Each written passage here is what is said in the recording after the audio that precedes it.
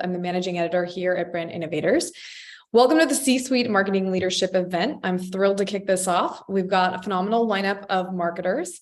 Before we get started, we'd like to thank all the marketers and sponsors, and even you, the audience, for making this event possible. Throughout the event, you will be able to use the Q&A widget and the chat widget at the bottom of your screen. We encourage you to engage with our speakers and other attendees using the widgets throughout the program. So ask questions. Without further ado, please join me in welcoming Jeanette Liendo, SVP of Marketing and Communications at MasterCard, and the moderator, Eric Kramer, Country Manager of Netherlands at WPP.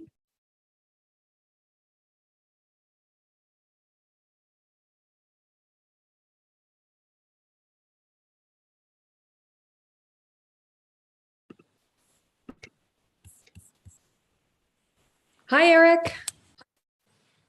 Hello, I was just out for 30 seconds while you were speaking, while I was joining panelists, so I missed the last part. Okay, well, just welcoming you both here. We're so happy to have you. Welcome, Jeanette. Nice to see you again. And I will get out of your way and let you two jump into it. Thank you. Super. Thank you so much. Well, Jeanette, so good to see you again. Indeed. Indeed. Where do we find you today, Jeanette? Today I'm in Brussels, and I take it you're in Amsterdam. Definitely. I could wave to a place where you've worked for quite some time, I understand, at the Philips office, just at the other side of the river, indeed. Indeed, indeed. It's a great place to work. Well, good to hear, good to hear. Well, to give you a bit of a proper introduction, if I may, to the audience, because you're really an impressive marketing leader in our industry, but you were also already a global citizen, I understand, at the age of 12, living on 3 continents. Well, at least as a European, I count North America and South America as 2 continents, if I may. And your career spans 4 continents, if I'm correct. You worked in both the emerging markets as mature markets for really an impressive list of leading global companies: IBM, Oracle, Microsoft, Philips, and now MasterCard, of course. And in a previous interview, I learned from you a little bit about your North Star goal. If I may quote you, please correct me if I got it wrong.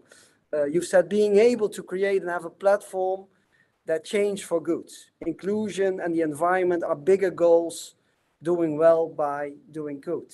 Well, I'm really interested, Jeanette, as a start, maybe on a personal note, as a marketer and as a leader, can you share a bit of the stepping stones in your career and what's important for you on those three angles?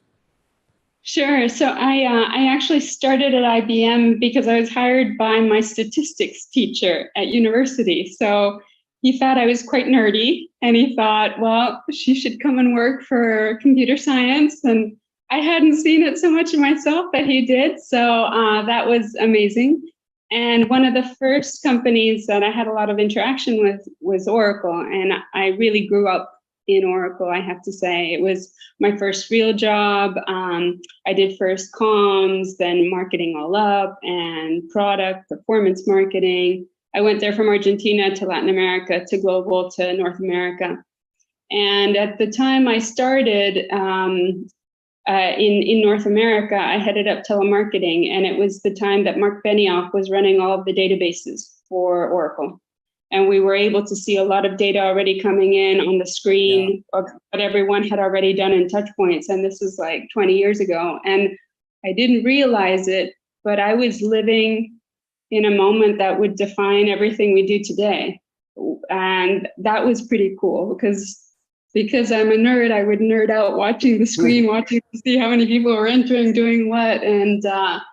And that was very exciting. And I realized I had a passion for technology that I may not have seen in myself, but I discovered in my role. And from then on, I stayed in technology one way or another, whether it was health tech, because that's very meaningful to save people's lives, or payments tech, because everybody needs to be included in the financial system. And if we can like you said before about the planet, if we can influence people at the point of payment to be mindful, that's a very powerful place to be. You know, you can interpret it as a point of consumption, or you can interpret it as a point of inflection. And so, yeah, purpose has always been important, but I think what really the milestone for me was being exposed to people who were fanatic about their technology, and the technology was really something different. I think the combination that you make of technology and marketing is, let's say, really an amazing background. I think a lot of marketeers could benefit a lot, like, you know, to tap in all those developments that are in society, but also touching consumers as well. I would really be interested as well to learn a bit more how you see this being and a marketer and call yourself a little bit nerdy. How has that helped you, that combination? Well, I think it's important as a marketer to be always curious. And it all starts with the insight. As you well know, it really all starts with a deep insight, whether you're trying to change a consumer behavior or trying to launch something that's completely new, like having people install something to charge their car with in their home that they've never done before, or whatever it is. It's very important to go deep into why, what's the trigger of that person, what's in it for them, in a way that's very intelligently designed from a communications messaging perspective. Super easy, but super powerful, and will trigger that action. And if you can connect it to a why, the environment, health, your finances for your family, whatever it is, if you can tie it to, as a brand market, as close to what you do as a business, I think that's just more authentic. So it's more powerful. Yeah, I think what you're saying helps probably so much as well. Also, not to get too far catch up only in the technical side of it, but as well, let's say, why can ground you so beautiful, of course, in the humanizing growth side. Well, talking a little bit about, let's say, growing as a human and your amazing journey, as I described a little bit in the introduction. I would really be curious. Of course, nobody does it by himself, I hope. I would really be interested as well, what kind of really help did you get from a mentor or an advisor? What's the best help or advice that you get on the journey? Well, oddly, I would say my husband, because we met at Microsoft. There's a lot of couples who meet at Microsoft who work in different parts. He's a data scientist, and he was running the data management platform, or establishing that for all of Microsoft in Seattle. And I was the head of Latin America. And when we met, and afterwards, when we had different jobs, but we'd moved to Europe, he would always be like, "But so what's your next step? So what are you going to develop to get to your next role? Or, you should promote yourself when you're doing this. Like, you should stand up and say you're doing this. It's not a bad thing. You can say it in a way that's calm and not annoying." But he was the one that helped me think a little bit more agile about being more structured with my profile, and not having, and still being true to myself, not being uncomfortable with it. And also a little structured with my career, even though I've always been guided by the roles, the work, and the culture. And also the industry. I think what you do has to be interesting for you if you're on the brand side. If you're doing something that's not stimulating you, that's a watch out as well, even if you're with great people. But he really was a good coach, and I coached him back, right? I don't think about brand and other things, and so purpose and all that, and again, messaging. But that, I think, having that proximity and that trust in someone who just thinks a little different and would maybe approach their career a little bit differently is always helpful. Yeah, that sounds like a super strong team. It is. At home at the couch. Where better than having a team member like that, I would say.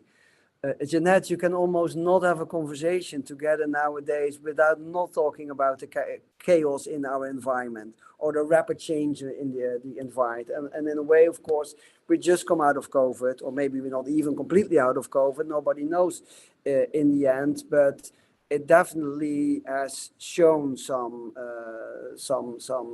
really, let's say, massive change. What that has, and in a way, many people have talked about what COVID did for e-commerce and the penetration growth, and talking, let's say, that 10 years of penetration growth happened in 10 weeks, and you could say maybe as well to the situation where we're currently in with, well, everything that caused it, but let's say the causes, the effects in inflation and people really having trouble with how much money that they have in their wallet and everything that is around that, or supply chain disruptions. But let's say if in this case as well, something good comes in the end out of something bad, and energy transformation will go faster. I'm really curious in how you look at trends in this fast changing and chaotic environment. What do you see? What is relevant for your business? Where do you focus on? What things maybe you do not focus on? Can you share a little bit your view on what this means for us as marketeers and business leaders? Of course, so many of the behavioral trends on spending that you mentioned, or in digital that you mentioned, apply to spending, like changes we thought in the use of cash accelerated in 24 months that we thought would accelerate in 15, 20 years, even in Europe. And so the digitization of businesses also, that was a very big push across COVID. I think, however, unfortunately, for example, for female entrepreneurs, it's estimated that COVID has set gender parity back 36 years, if I'm not mistaken. 36 years. So it's 50% of the world's population and workforce, but especially female entrepreneurs and small and medium businesses, they've been set back for a number of reasons. They had part-time jobs. They were working in sectors that were particularly vulnerable. They had to take care of family or children or their parents, and they weren't as digital. They might not have had the luxury of having someone beside them to help them gain either access or digitize their business so they could sell online and catch that digital wave. Yeah. So a lot of the work that we do at MasterCard, and in particular in Europe, has been around female entrepreneurs. All up, our goal since 2015 is to include 1 billion people in the financial system. And this morning I checked, and we're at 675 million people included this year out of that 1 billion. And our goal is to include 1 billion by 2025. For female entrepreneurs, our goal is to digitize 25 million female entrepreneurs, and we're at 18 million. So we have been able to make some progress throughout COVID, especially across all of Europe, not only in things that are consumer facing, like working with governments to get contactless payments so you don't have to dip your card all the time, because at the beginning a big point of infection was the point of sale in stores where people bought food, for example, but also trying to get people on board, especially entrepreneurs, not only women, but especially, and keeping that up. And so it's going to be a while before that gets better because of COVID. But it's very, very important for financial access. There's more opportunities to access the financial system on phones than there is any other way today. So people have phones without having running water in some places in the world. So anything we can do to help facilitate that is very important. Yeah, so like winds of change in a way for businesses, you could say, if you're well positioned, you can have an extra wind in your back and go faster, but the other way around as well. If you're not positioned back well, then you really have trouble, like the female entrepreneurs that you just described. So you're doing a lot. Can you deep dive a little bit more into that? Because that is massively interesting. Because in a way, you could say a lot of businesses that maybe are not well positioned. It's also a natural side of business that maybe some businesses are at the end of their life cycle, and that's good as well. Is that happens. The subject that you bring into the conversation, obviously, we should really want it to progress and push forward. So I'm massively interested in what you're doing to help them to progress on that becoming more digital. So we had a massive campaign from, I think, two to 3 months into COVID to get just people with small and medium businesses just to have a point of sale that was electronic and not cash based. Even that was just a step. But on top of that, we layered a program, for example, in the UK, it's called Strive. And there we help female entrepreneurs go farther, like their website presence. Is it clear? Is the consumer journey as frictionless as possible? How can they market their wares versus the competition? How can they access certain marketplaces? And there we have a mentor system, a budding system of entrepreneurs who help themselves. And so that, the deeper you can go, the farther you can go, the better. And also it's tied to our business. Those 1 billion people, if we can help include them and get access to the financial systems, they may well be the consumers of the future of our brand. It's good to help others by doing your business well in a way that goes beyond this quarter's earnings. It's something that it's like agriculture, you're seeding for the future.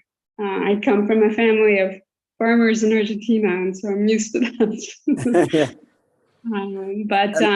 It's powerful.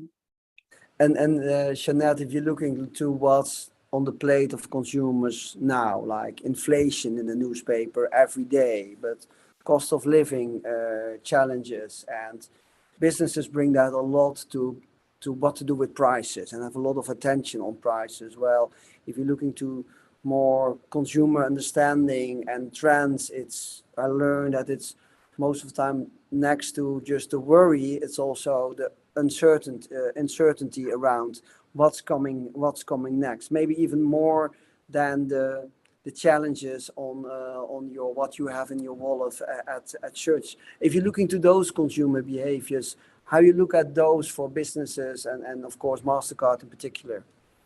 Well, I mean, every country is very different and has different personas and over-index in certain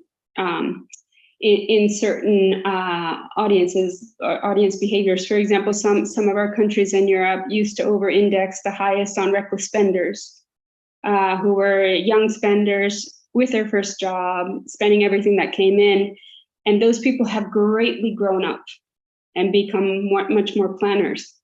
Are they traditional planners that think about their mortgage for 20 years? No, but that we've seen a massive shift all across Europe towards a more considered planning, using different instruments of buy now, pay later, using their debit instead of their credit, using different ways of looking at marketplaces to source what they need first, being much more engaged with their finances than they might be.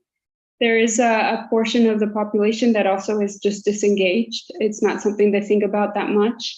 Now we all have to think about it, especially if you have a family, and not only, but it matters. So facilitating that, accompanying those people, making sure that they're safe, making sure their transactions are protected. That's a big part of our role. One of the things we also saw in COVID was a huge rise in cybersecurity risk. And thanks to our rails, we were able to protect every transaction and protect against fraud. And that's not a minor chunk of our time, but it's also very important. And so educating also businesses about future technologies, what's good for them, and what areas maybe aren't yet ready, is also, I think, part of being a responsible shaper of the market, so to speak. Yeah, and as MasterCard being such a cultural relevant brand as well, can you share something about brand campaigns that you do in the light of this, or how you fill in your partnership. You have some brilliant and with very high profile partnerships as well. How do you activate on this at the moment? Well, you know, Eric, this week was the birthday of 25 years of Priceless. So it's in 25 years that, and you know, going back to the insights, the insight for the original, it was just going to be one more campaign. And you know how it is at WPP, you know, you do multiple campaigns, but it was just one more campaign at the beginning. And the insight was that experiences matter more to people than things. And that was 25 years ago. So even coming out of COVID, even with a lot of pressure on cost of living, even with limited spend, what we're seeing is also people really being mindful about how they spend their time and spending on experiences more than they would on other things, especially a shift from online spend to experiences. Sometimes those experiences are hybrid and they're online, offline, but that's still very true. And having the luxury of being in Europe, we're lucky enough to have certain sponsorship properties like UEFA Champions League, which is amazing, you know, at least for Argentines, it's amazing. And being part of that culture, we have, for example, Unique Asset, which are the mascots, player mascots, which are the kids that accompany out the players onto the pitch in the final. And one of the recent things we did right before COVID is we had something called Kip Beats. We connected a piece of plastic to their hearts, around their hearts, like an echocardiogram. And when they walked out into the pitch, their parents that were looking from the stadium could hear their heartbeats as they walked out with, you know, the Ronaldos or whoever. And so it was actually messy. And so that's cool to bring it to that emotional level. You're culturally relevant, you're part of Europe, but you also, for those people, an experience like that, they'll remember that for the rest of their lives. And the people who see that can also identify with that as well. For film, we sponsor Cannes Film Festival, Berlinale, Venice, and having independent voices. Many of these festivals champion films that no one else would see if it wasn't for them. So that's really a diversity play, actually, and an inclusion play for us. And it's very powerful. And one is super French, super Italian, and super German, but all three are global. They're universal in like football is, because it's about human stories. And so having that privilege to be able to sponsor those assets, but also champion either children's health in UEFA or the next generation. And in this case, they happen to be female directors, but all filmmakers. The next generation of filmmakers with mentors is really a luxury, but also I think it's something people value, because we could not invest in those, but those things matter to us. And also from a consumer perspective, if you connect with someone's passion, that radiates onto your brand. One of the things we sponsor is Kidspool, which is the global kind of, whoops, I'm about to be restarted and I don't want to be restarted. I deferred my computer as well. 5 minutes for this meeting. It's this tech stress that we can have, right? Indeed. But we sponsor Kidspool, and it's like the most dangerous piste in the world, and only like 10 skiers in the world can do it, and it's in Austria in January every year. So for people in Austria, that's a very big deal. For like super skiers all over the world, they watch that.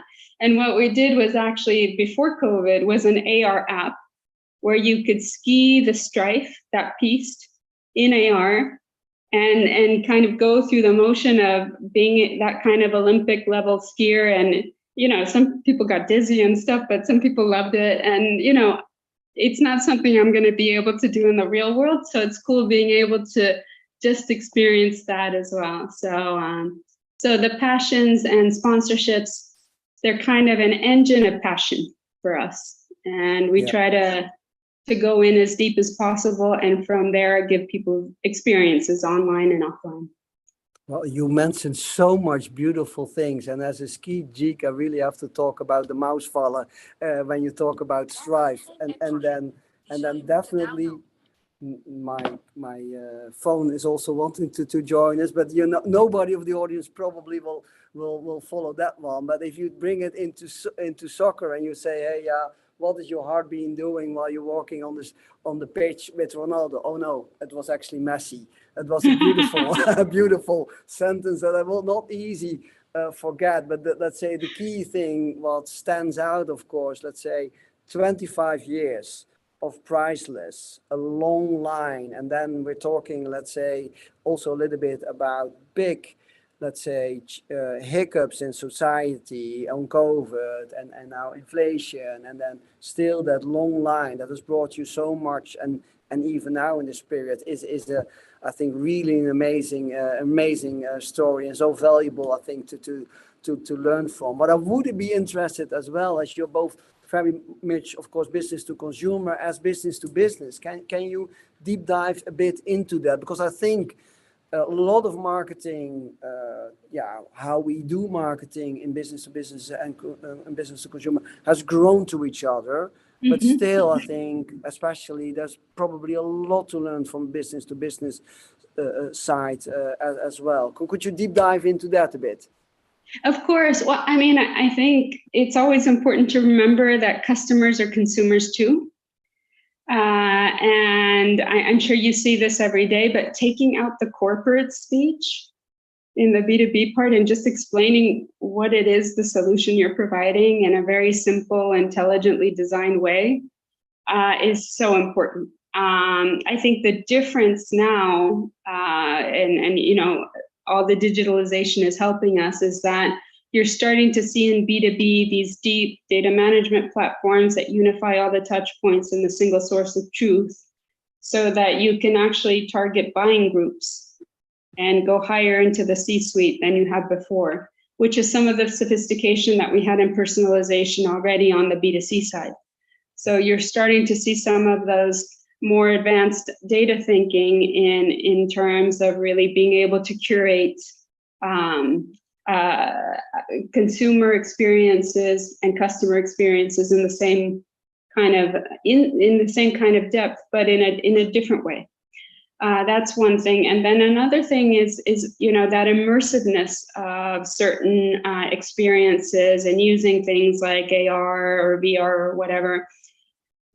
Customers love it as well. One of the things we always have in our demo showcase is trying to score a goal in UEFA, and you know, in the middle of all of our B2B events, and there's always someone there like trying to like get the goal in, and there's like you know, so we're all kids in the end as well. So being able to simplify those two, talk in a very simple, compelling way, use the data for good. If there's data privacy rules that need to be obviously protected, there's also a way of getting zero-based data directly from the customers themselves. What do they want? And really listening to that. Customers give us a lot of information on the B2B side. How do you curate that to make it meaningful and respond with something that's essentially for them? Again, personalized. So a lot of the same trends you're seeing in B2C are now really coming into B2B. Yeah. And you, of course, we already learned is that you're really on the tech side. You call yourself nerdy in there, and you talk, let's say, a little bit about AR and the different experiences now. The card is, of course, still a massive important device. But how would you envision the next steps in the future? How technology will change the experiences of consumers with your business?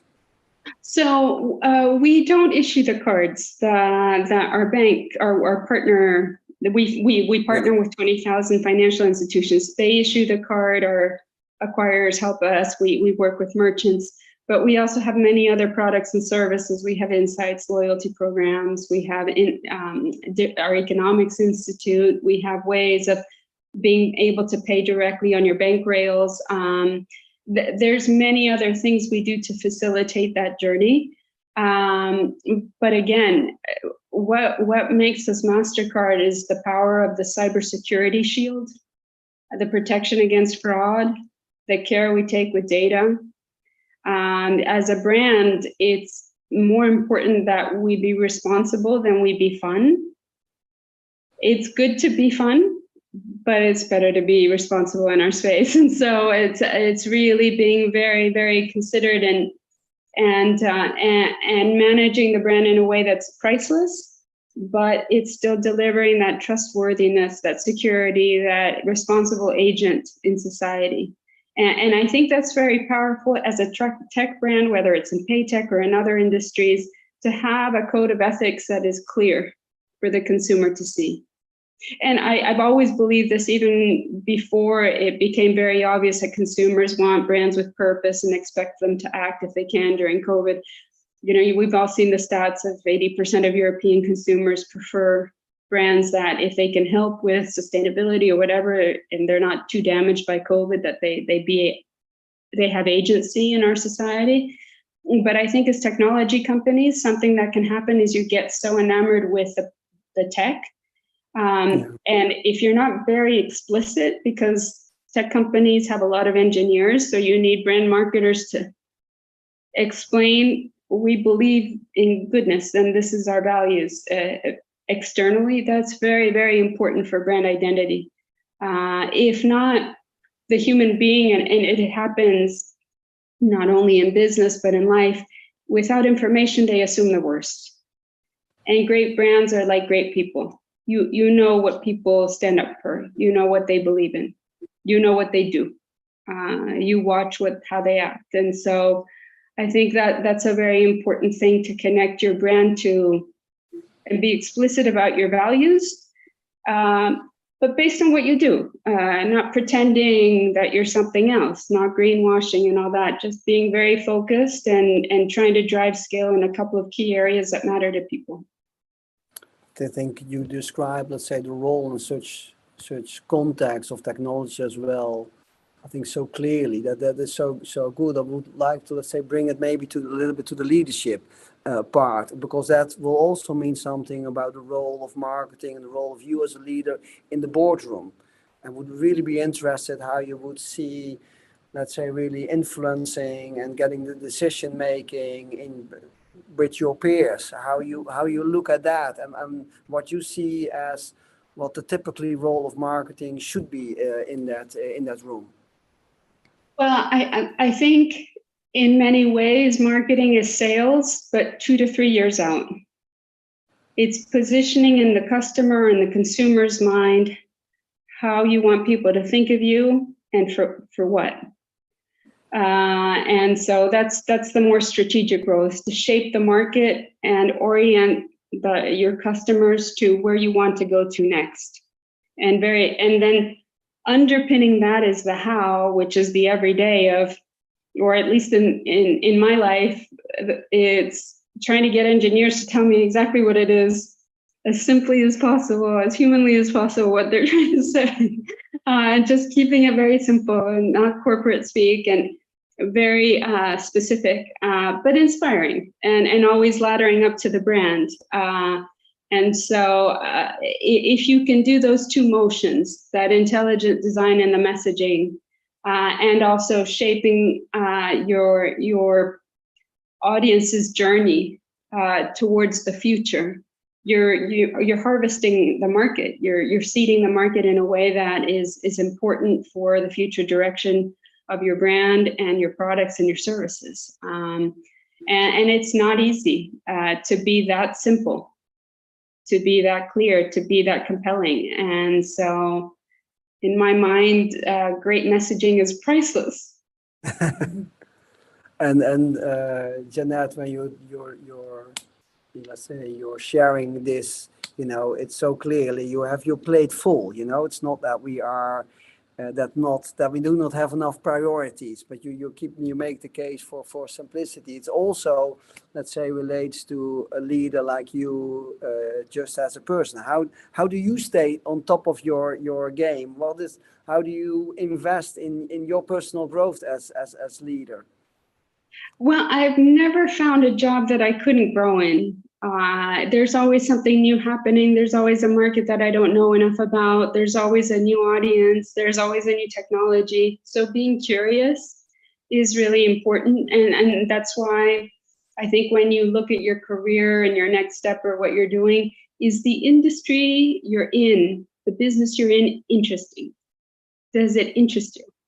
Does it make you passionate? That's very, very important as a brand marketer, because that will dial up or dial down your curiosity. And then I think for me personally, I've always considered myself, I come from a small country that is not too stable. So I've always considered myself a champion of the market hidden in global and regional roles. I'm there to champion the country. So that's very important for me. That's where I get my energy. That's where I get insights that I can't get, or that I can't, without market input, without country input, without customer input. You can't validate, even if it's a great insight, or you can't deliver the insight without that last mile. Yeah. And so for me, if I can help those people out in whatever way they need, the folks in the field, that gives me a leadership role that I can invest in, no matter how many hours a day. That's important for me. Of course, you said already a bit in your answer about an advice to, let's say, brand marketeers, really be in a category where you really like to work, to get curious. In a more broader sense, what advice would you give to the next generation of marketeers? Once I interviewed Robin Wright, and her advice to the next generation of directors, because she's become a director, not only a great actor, I thought was very spot on, which is do every single role you can. Work the camera, understand the lenses, be part of the script editing. Don't only act. Understand the entire filmmaking process. And I think that's very true for when you start a role. I started in research, and then I went into comms, and then I did events, and then I went into performance marketing, and then I went into sales, and then I went into so when you're starting, you're not hampered by being stereotyped like an actor, right? You can do anything. And so even though it might feel like you're quite vulnerable and you don't have many opportunities, that's actually one of the freest periods in your career. And so take advantage of, you don't have to like everything. And as I think we all know, the world is very far from perfect all the time. But at least something, and you can, 15 years on, when you're negotiating with someone, you can understand their point of view because you've done a job like it. So that would be my advice. Yeah. Well, that is such a valued advice to so many people. So thank you so much for that, Jeanette. To go a little bit to the end, I have still quite a list of questions, but they only need one word to answer. Okay. Right. So I just want to shoot them in your direction, and let's see what happens. So Netflix or the evening news on TV? Netflix. Your dream job growing up? Astronaut. Ooh. And hike in the mountains or lazy day at the beach? Hike in the mountains. Twitter or TikTok? Jury is out. Oh, the jury's out. Will Argentina become world champion at the Soccer World Championship? Obviously. Oh, cooking dinner for friends or off to a restaurant together? Cooking dinner for friends. Podcast or just a music playlist in the car? Podcast. This is a difficult one, actually, but let's see how we get. What is your guilty pleasure music song? Oh, I think 80s rock every once in a while. The Oh, real ah, anthem stuff. nice. Morning person or night owl? Night owl. Oh, and then the first thing you look on your phone in the morning. What do you The look at? news. The news. That's why I need the Netflix at the end of the day because I've It's Netflix. been It's Netflix at the end of the day. I'm It's fully morning news. updated by that point. So in the end, you chose both of them. Now we only have one jury still out, so I think brilliant answers. Thank you so much. Thank you so much. I think we are at the end of our time. Could love to speak much longer with you. So thank you so much, Jeanette, with sharing all your learnings and insights. That is incredibly valuable. Thank you. And it's always a both so pleasure, much. Eric. It's a real pleasure and great job interviewing. It's not easy. Thank you very much. Thank you both so much for being here. That was a great conversation. Love that example of the heartbeat playing when the players went out onto the field. It's very emotional, and love your questions at the end, Eric. That was a lot of fun. Keeping everybody on their toes. So we appreciate you so much. Thank you for both for being here. We look forward to having you back in the future. So next on our stage, we have Rachel Beckett, who's the Vice President of Marketing at Multiverse, and moderator Douglas Cajas, who's the Vice President of RTL Ad Connect.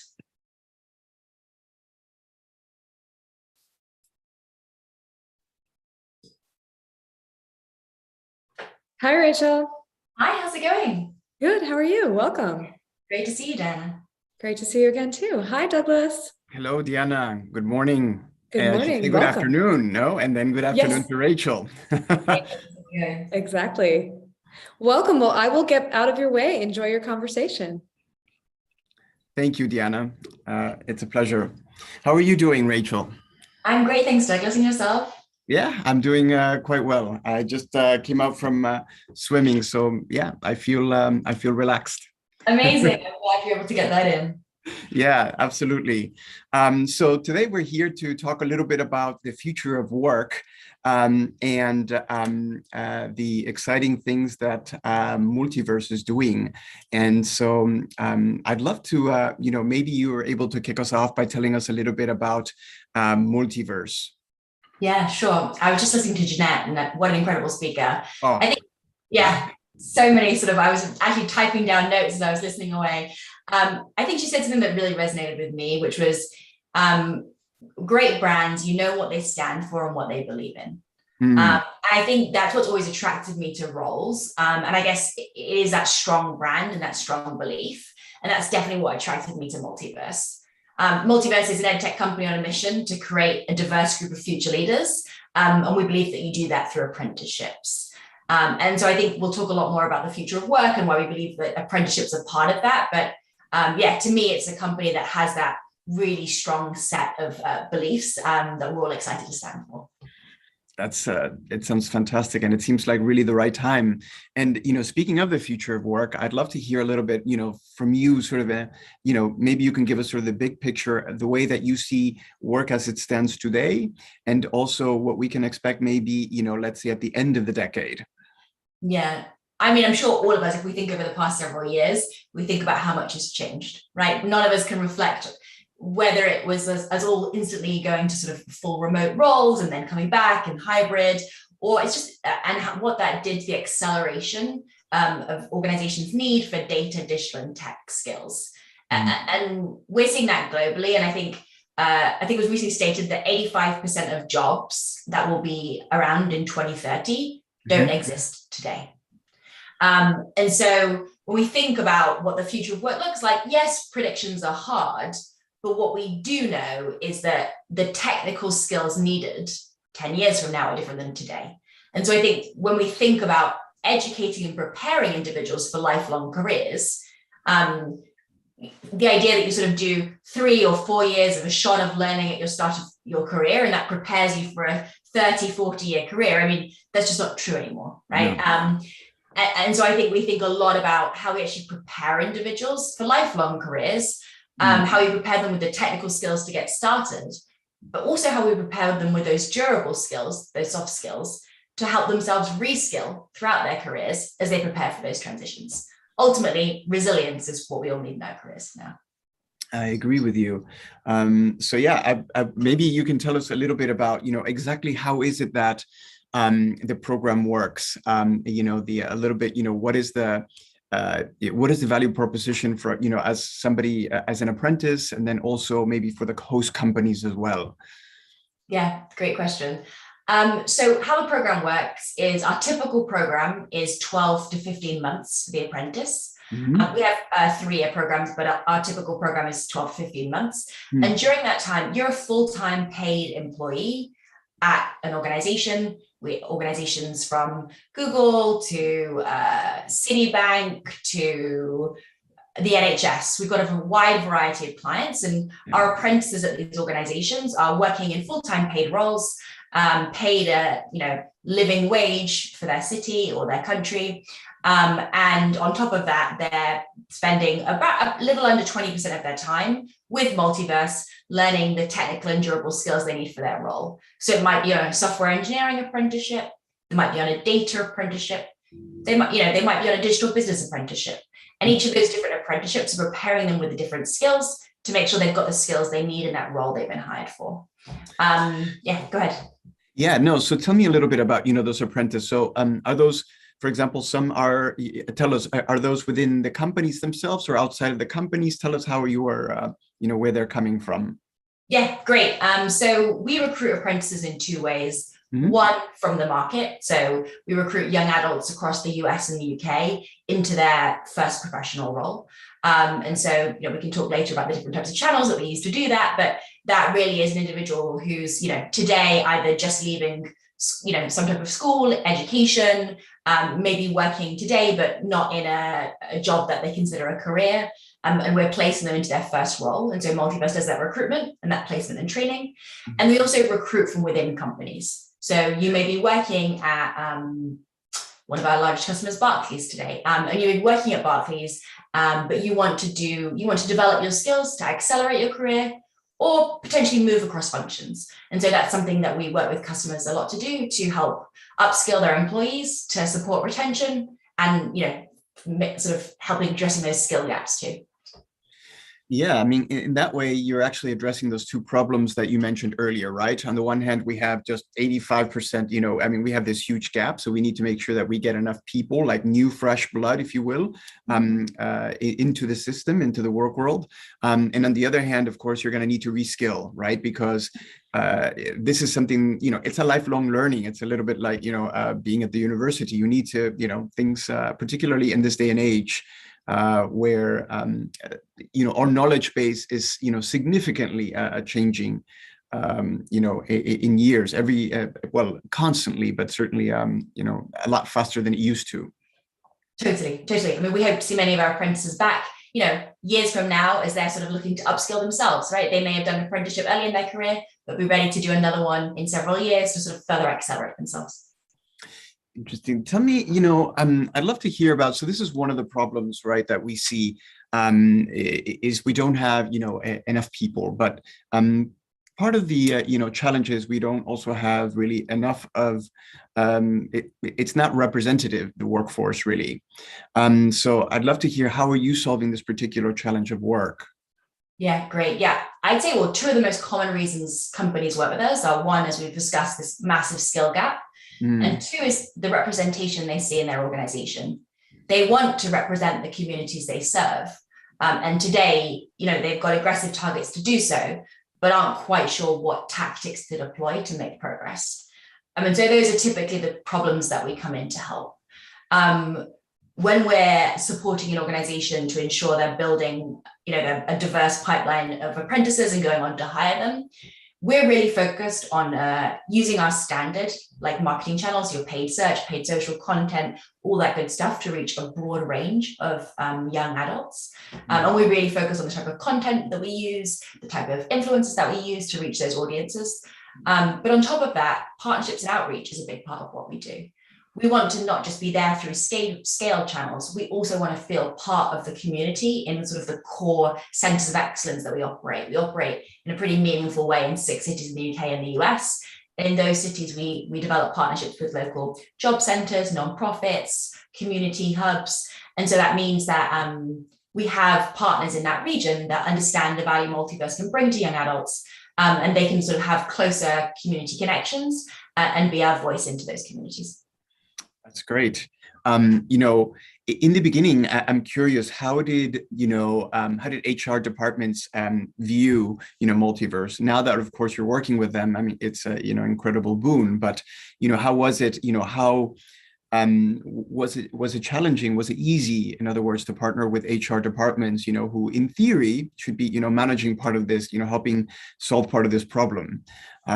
So I'd love to hear, how did you partner with them? How was that in the beginning?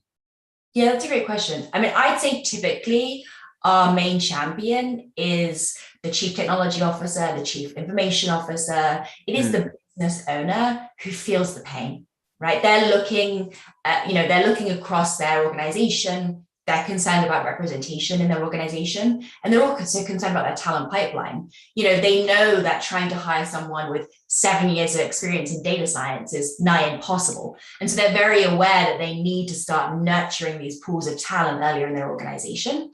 And so we really work a lot with those business leaders to help them understand how they can play an active role in changing the shape of recruitment in their organization. And then through that, we bring HR on the journey with us. HR are often a massive supporter once they realize that we can actually help do some of the work can feel, if you don't do it at scale, is super labor intensive.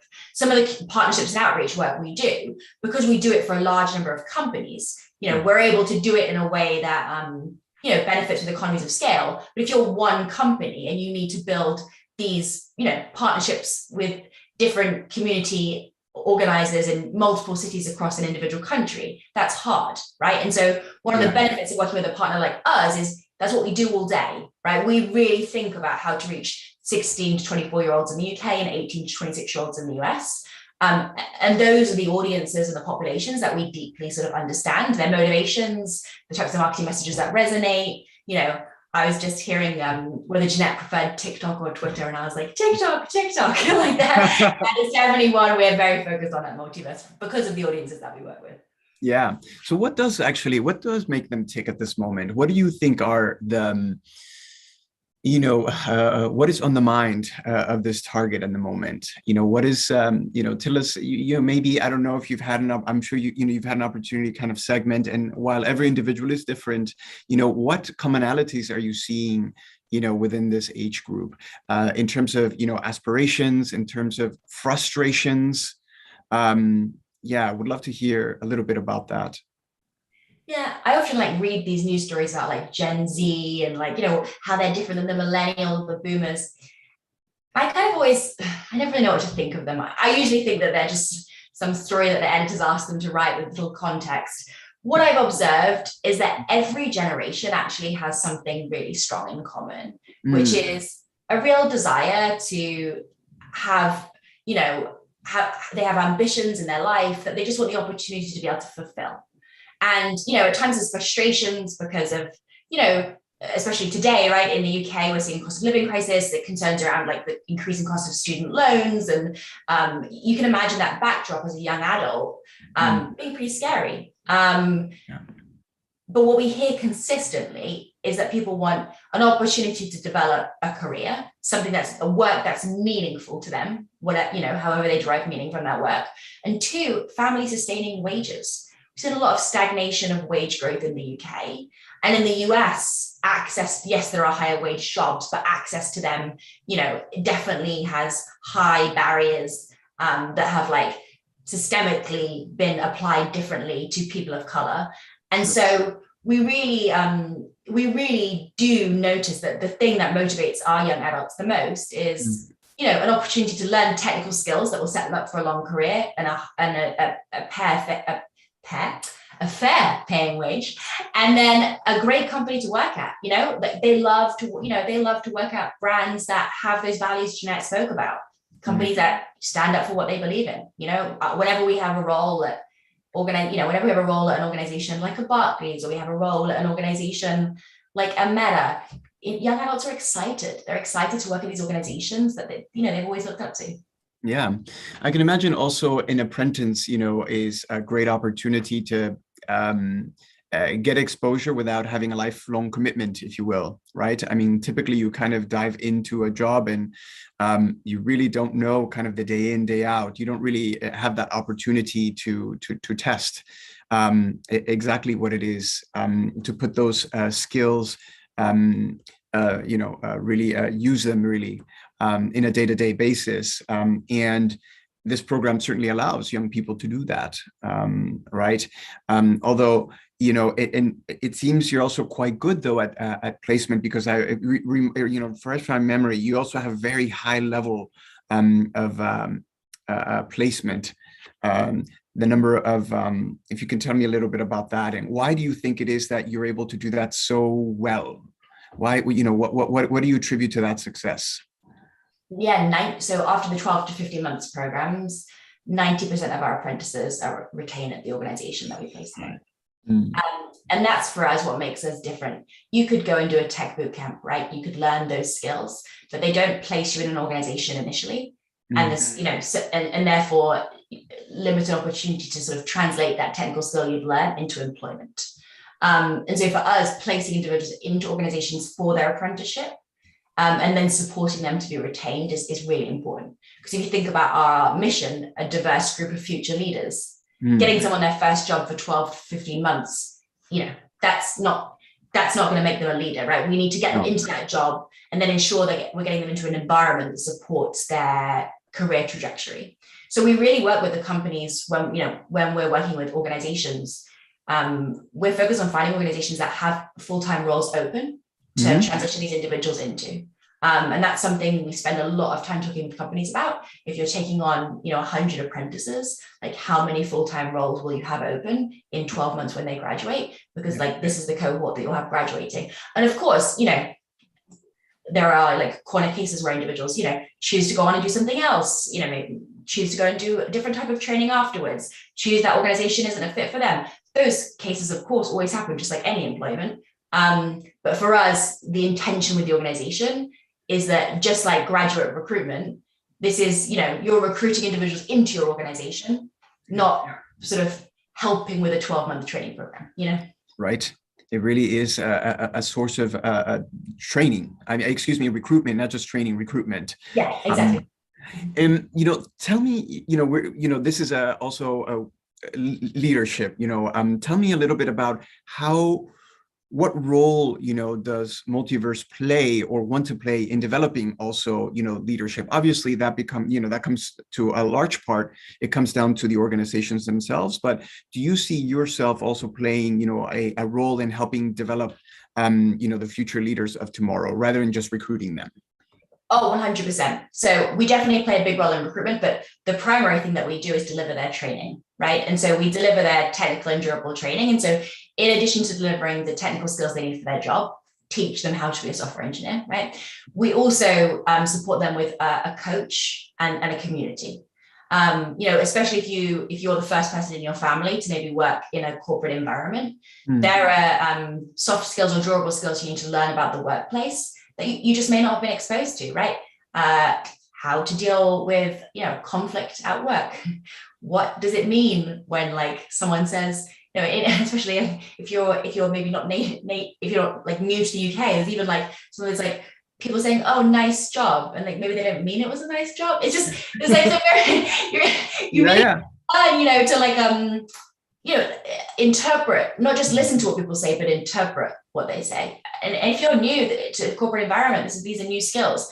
And so our coaches spend a lot of time through personalized coaching with our young adults, helping them navigate that, especially as they're coming up to sort of big inflection moments. They may be coming up to the delivery of their first project, or they may be coming up to, graduation and thinking about like whether they're going to get, a job offer to stay at their current organization or whether they're going to leave. And so our coaches spend a lot of time with the young adults on that. And then also the community. Ultimately, the best thing we can do is put our apprentices in touch with other current apprentices and alumni who are having the same experience as them. And so our apprentices end up, living together. I think we've had our first marriage, and they really do play a very active part in our virtual apprentice community, as well as physical events like our commencement ceremony and other things like that. Yeah, you have a great infrastructure, really, both online and offline. So yeah, that's fantastic. I can imagine also there's an opportunity for you to work, on, also as you're helping, retrain and reskill individuals as they're a little bit further along their career, possibly, taking the role that is maybe typically, developed by, let's say, maybe MBA programs, if you will. In other words, working on, networking at a high level, and of course, leadership development, leadership skill development skills. As they go further along in their career, I can imagine if you already have this, relationship with both the host companies and as well as the apprentice. Yeah, Jacob and Andrew have actually just worked with us. I think there's several hundred apprentices for that reason, right? To develop the data skills and some of the leadership skills within their organization. And we're super excited to be partnering with them on that. Yeah. Tell me a little bit about how is it that you work with, how, we talked a little bit about how you do your outreach for the apprentices. I'd love to hear how you, reaching out to companies. Obviously, the USP is quite clear. So how is it that, how do you find these companies? Are you in a stage where they're finding you? There's always a bit of both. I wouldn't pretend that, yes, definitely we're a fortunate brand that has like very high awareness in the UK and building awareness in the US. And companies absolutely do reach out to us and find us that way. I'd say our outreach to them, the thing that works most is, we know they have these two pains, right? Which is this sort of digital transformation, this need for skill development. And then we know they're concerned around the representation of their organization. And so when we sort of build content around that digital transformation, we build content around building diverse organizations, and we sort of build, think frameworks for them to think through it, toolkits that they can follow. When we sort of put content like that out there, that reaches the right audience fast. And then from there, obviously, we can sort of, bring them into our marketing funnel and introduce them to case studies of other customers like them. And so that works well for us. Definitely on the B2B side, we really focus on account-based marketing. We at Multiverse use 6sense, but there are other tools out there like a demand base. And for us in B2B, it's important that the marketing team and the sales team are both agreed on what our target customer is, our target accounts are, and that we're both, warming the market and, selling to the same market. And so we're working together as one team. That makes a lot of sense. And tell me, what are some of the, challenges that, you're seeing? You've got a great opportunity, obviously, and you're solving a great, pain point for both, apprentices and certainly companies as well. What are some of the challenges that you're finding as you grow? You're developing, you've got a great program. You've taken the time to also develop the infrastructure to be able to have the communication and be able to recruit individuals. What has been the most challenging aspect of, growth for you? Yeah, that's a great question. I'd say just like many fast growing organizations, operational scale is hard.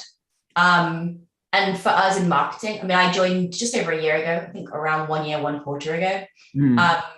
And you really are sort of racing to catch up with the business. I constantly think, gosh, this is where marketing should have been a year ago, in terms of if it's, pace of hiring, pace of like evolving the tech stack, pace of refining our message or how we think about our personas. And so I constantly feel like I'm sort of chasing to catch up. But I consider that like a fortunate problem to have. Like that just shows that, we're in a market where there's demand and the demand is pushing us to grow rapidly as a business. And I think the challenges there just come, how quickly can I actually evolve my, personal and professional capabilities actually to keep up. My job today is really different than the job I had a year ago as the team scales.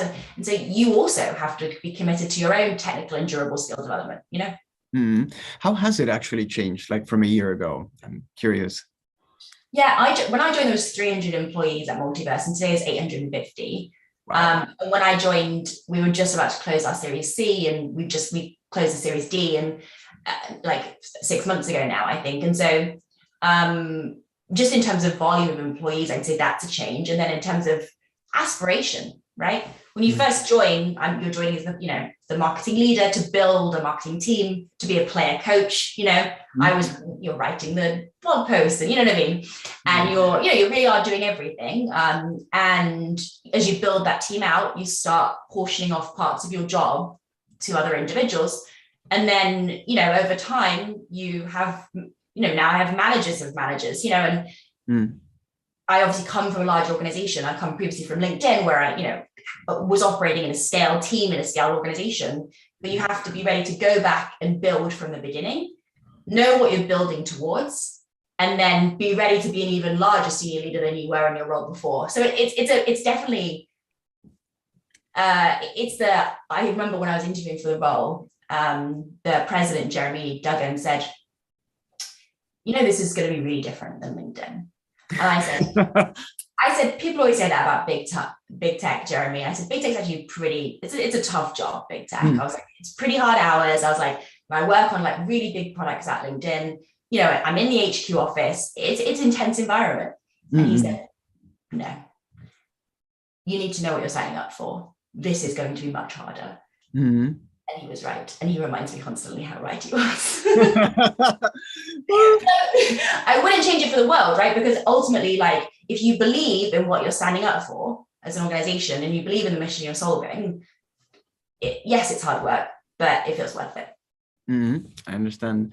Tell me how you're developing, leadership within your within the organization. How does Multiverse, and also how are you doing it within your own team? I mean, you've had I'd love to hear about that.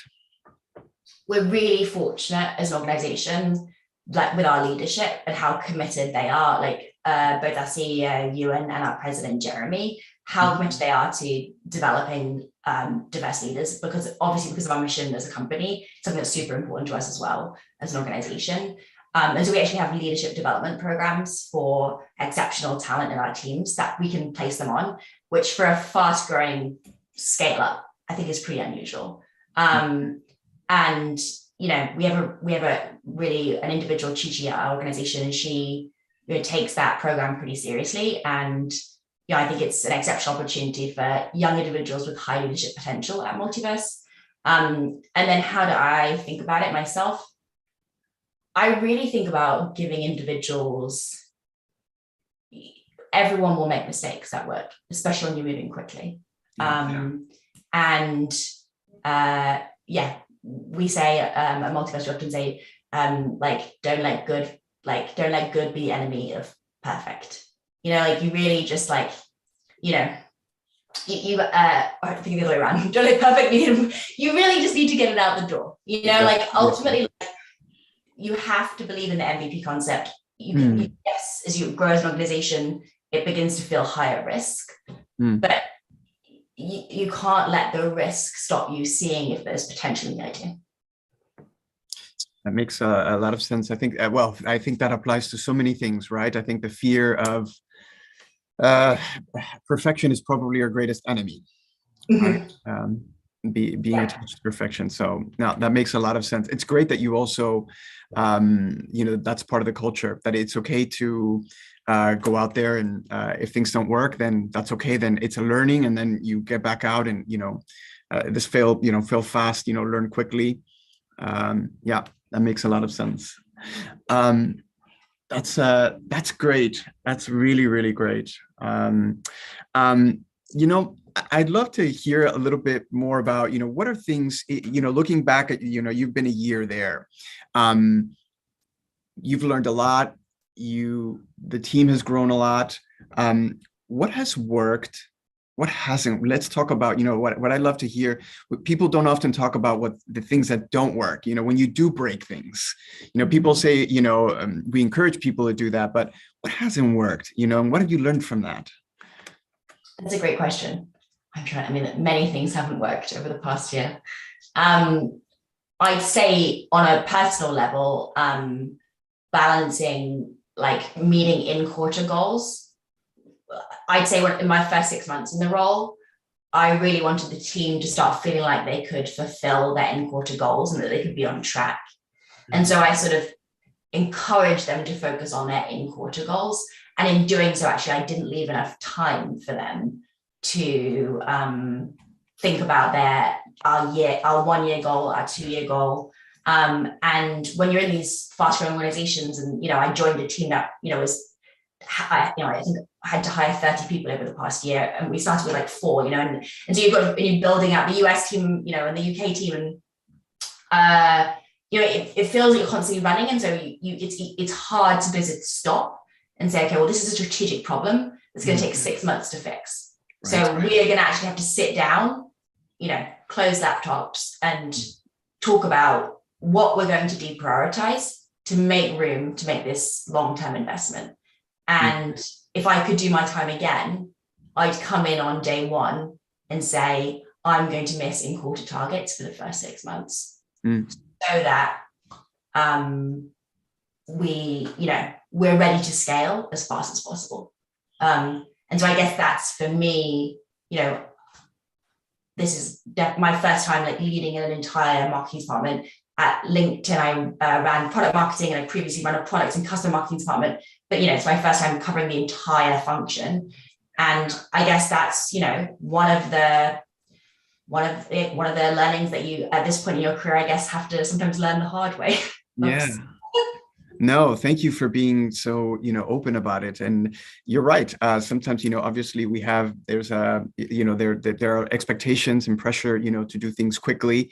And in that, we can sometimes, you're right, we can maybe lose sight of the very big picture. Also developing, like you said, sometimes you have to move backwards to really move, several steps forward. And that takes a little more time than we think. So yeah, and that makes a lot of sense. That's great. Thank you. Yeah, well, I tell you, I bet just in 1 year, you're already a better leader. I think definitely better. Always room for improvement, constantly. Luckily, one of our tenets is coachability, so we get lots of great feedback. But yeah, I definitely love the opportunity to develop. I think you do develop professionally, but also personally, right? Some of these learnings you have at work about, like, really just going in to listen to how you can learn from everybody else in the room. I think that benefits you in all areas of your life. That makes a lot of sense. Oh, that's great. Yeah, that's what a year. What a year. I'm excited for the holidays this year. Yeah, I can imagine. Around Christmas. Very, very good. I'll ask you sort of a longer term question. Where do you see Multiverse now, looking out, out where you are today? Where do you want Multiverse to be in, let's say in 2025? I can't say at the end of the decade. I think that there's certainly, I'm sure there's a huge arc that you're looking to, but where would you like to see Multiverse in 2025? Where are you in terms of marketing? In other words, where are you in terms of the brand? Where are you in terms of building this platform? Yeah, great question. I'd say for marketing, it's marketing and the sort of company's orientation specifically, like we've been in the US for a year. I spent the last decade in the US, and I've been hiring much of my team in the US because I know what it takes to crack that market.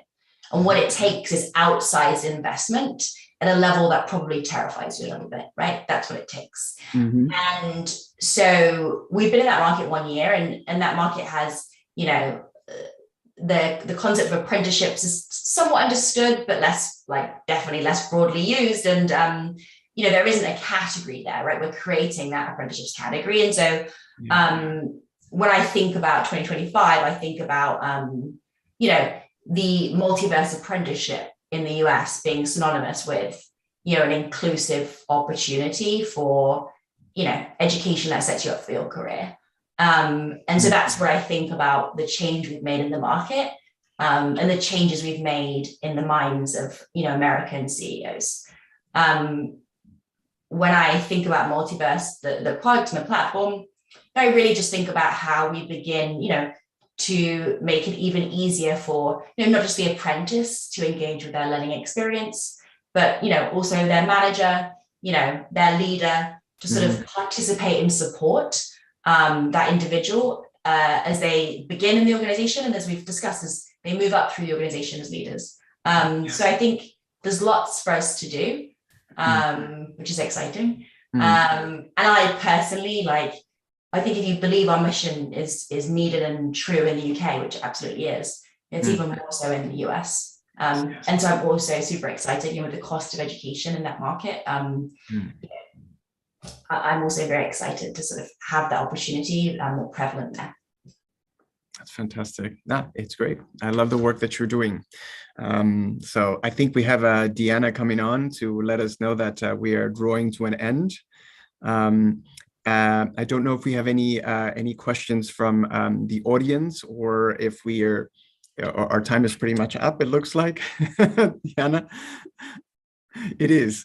Yes, thank you both so much. That was fantastic. And I'd love to see how this multiverse is going to, really shift in how it grows and helps shape the future of work, because it's such an interesting question, after the pandemic. And that was a great conversation. So would love to just keep learning more. It's time, check in next year and see where you guys are at.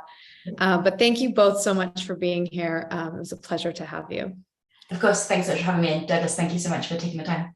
Rachel, Deanna, thank you so much. Be well. Thank you. Ciao. And for our last session, we have David Sandstrom, who's the CMO of Klarna, and digital payment services, and moderator Jennifer Starr, who's the head of industry, FinServe, telco and health at Nextdoor. Welcome, Jennifer. Thanks for having me. I'm so excited to be here. Thank you for being here. Welcome, David. So happy to have you both here, and I will jump out and let you two get started. Thank you. First, I'll apologize. I didn't get the background to work. This is my second background fail. I promise I'll nail it next time. You get to stare at this beautiful wood paneling. David, it's so nice to see you this morning. How are you doing? I'm very well. Thanks for having me. It's, I guess, afternoon, probably where you're sitting. Is that right? Yes, it's 3 p.m. here, and it's fairly sunny, which is very uncommon for this time of year. Well, beautiful. I'm happy to hear that. Sunny in New York as well. So I want to start with a little congratulations. You were personally just named one of Forbes' 50 most entrepreneurial CMOs of 2022. I'm curious if you could talk to us a little bit, just to kick things off, about how you're able to act entrepreneurially inside of a large global company like Klarna. I mean, it's almost painful to hear that you're saying that we're now a large global company, right? Because I do think we want to label and see ourselves as fairly entrepreneurial. So I want to be clear on the first thing is I'm actually acting according to how Klarna is. I mean, it's one of our core beliefs. Entrepreneurship or intrapreneurship is extremely important to us. And I mean, I don't think I could have done even remotely close to as good of a job as I've done. So I think I've done so far with Klarna being a big and stiff and slow moving company. So Klarna is entrepreneurial, but I also think that I was hired with a mission to change something, and our CEO and founder has stayed true to that mission, and has tasked me with partly changing Klarna, but also changing an entire industry that needs entrepreneurial change.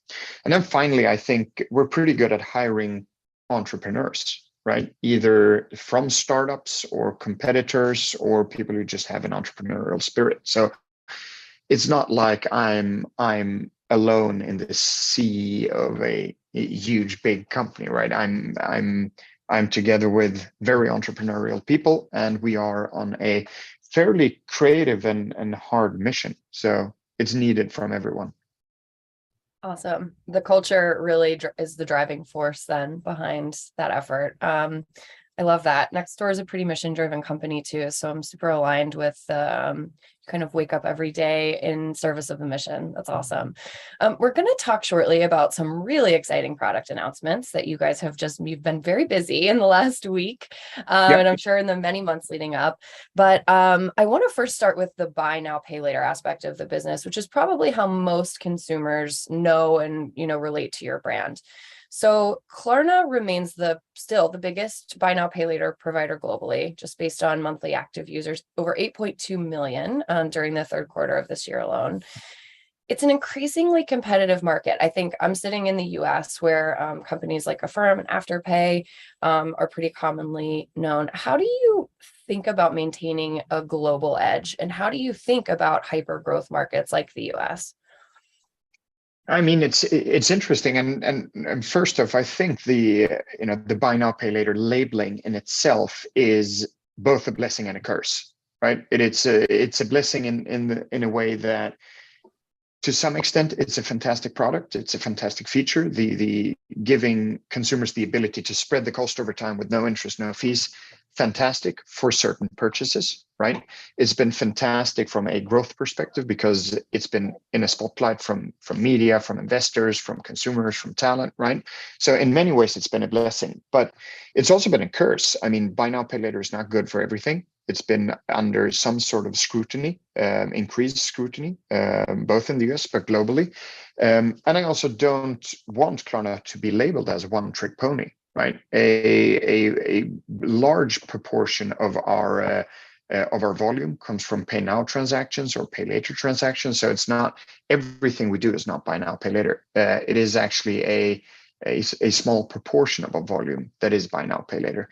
But again, I mean, that is what we're currently known for. I'm on a mission to change that as well. But I do think that is also one of our benefits, right? We offer consumers flexible payment methods, and that means the ability to sometimes settle the debt directly, sometimes enter into a longer term financial plan, and sometimes paying with buy now, pay later. And I do think that gives us an edge. I'm not sure that the pure play buy now, pay later companies are going to be around for that long. And I mean, Block buying Afterpay, combining it with their current offering, I think you need a broader consumer offering because the consumers actually do not care about buy now, pay later. The consumers care about flexibility, right? Again, sometimes if you want to buy a $200 pair of sneakers, buy now, pay later is fantastic. If you want to buy a $2,000 sofa, it's probably not very good. And if you want to buy, a $3 pen or whatever you would buy on Amazon, I don't know, right? Maybe it's not good to buy now, pay later either. So the broad range of product actually gives us an edge. And then in combination with us having a global footprint, very few companies have a global footprint, being present in 25 markets, 450,000 merchants. So just our size is impressive. And then finally, I just have to say that I do think that marketing and brand continues to be a way to distinguish ourselves from the masses.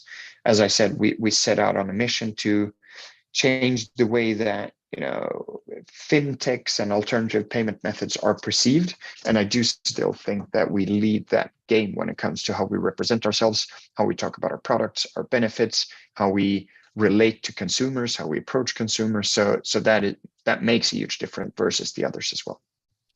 I would love to dig in a little on perception. I think in order to participate in people's finances, you have to establish a pretty intense level of trust. Talk to me about the ways that you work, whether it's the marketing, the branding, what other values you guys work to convey that consumers and retailers alike can trust you. Yeah, I mean, trust is interesting per se. And I mean, I've spent the vast majority of my life leading one of the biggest agencies here in Europe, marketing agencies. And I personally believe that there's a misconception in how trust is built and that marketing can actually build trust. I do think that's the old perception of things, that you run these big brand building campaigns or running trust campaigns where, I don't know, You see them, like if you close your eyes, you would see the generic trust building campaign. I do not think that trust works like that. I think that the consumer, the modern consumer, is way smarter, way savvier than that, than to fall for that, right? So I think the main way to build trust is to really deliver on your promise. Like we say one thing in broad messaging, and we deliver on that promise in the product, right? That's the main thing. And having a repeatable experience when it comes to that, that is how you build trust, right? If we say that the product works like this, and then we deliver on that promise over and over again without deviations, I do think that builds trust. Like that is what once upon a time made McDonald's great, right? The repeatable, trustable experience. I don't think they needed trust campaigns. They said you're going to get a burger, a good tasting, well-tasting burger, you're going to get it quickly and you're going to get it delivered in the same way every single time. McDonald's has probably changed over the years, but once upon a time, that was the thing, right?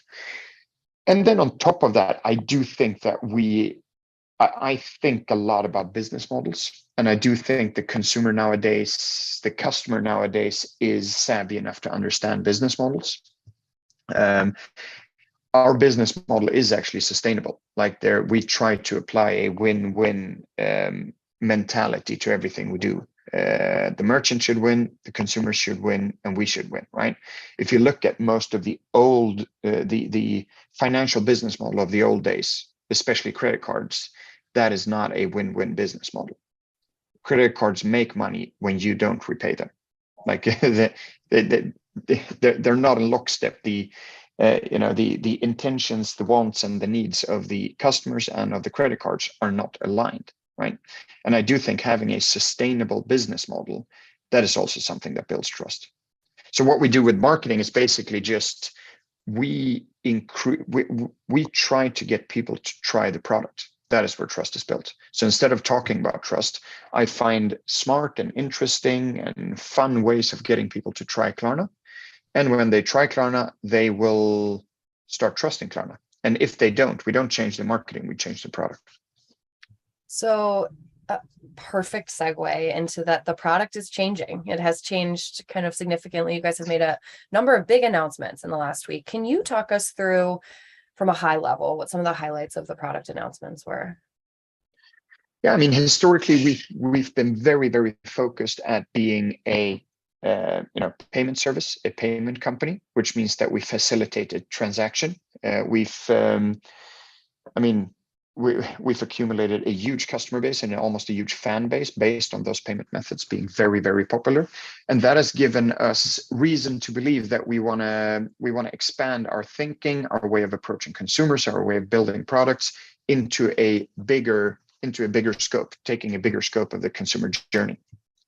So if you think about a consumer journey from pre-purchase, purchase, and post-purchase, we have historically been very good at the actual purchase. What we're doing now is that we're starting to offer services even in the pre-purchase phase, which means discovery, curation, exploration, finding the right product, something that consumers tend to think is more and more cumbersome. Like there's just an abundance of choice, right? So we're introducing a search tool that is specifically catered to shopping. So you can search for any product, any brand, any category. You can find best price, be that new retail price or used price. You can find best shipping options. You can find best warranties. Finding the product that is the right one for you in our Klarna search, which is a fantastic tool for shoppers. If you don't know what you want, we're introducing what we call shoppable videos, shoppable content. It is a TikTok, Instagram-like experience, but completely centered around products, around shopping. If you want to see hauls, if you want to see more information, if you want to see demos and recommendations, that's the place to go. And I mean, we have thousands of videos with shoppable content that lead you directly to the products. That's fantastic. We're also launching a creator platform, which connects merchants with creators and creators with merchants. We've heard from many merchants that it's hard to manage creators at scale, especially in a data-driven way. And we've heard from creators that it's hard to monetize their audience. We're basically introducing a platform for merchants and for creators to meet in a curated and data-driven way. And then finally, we're updating our sustainability efforts. We've seen good traction for them.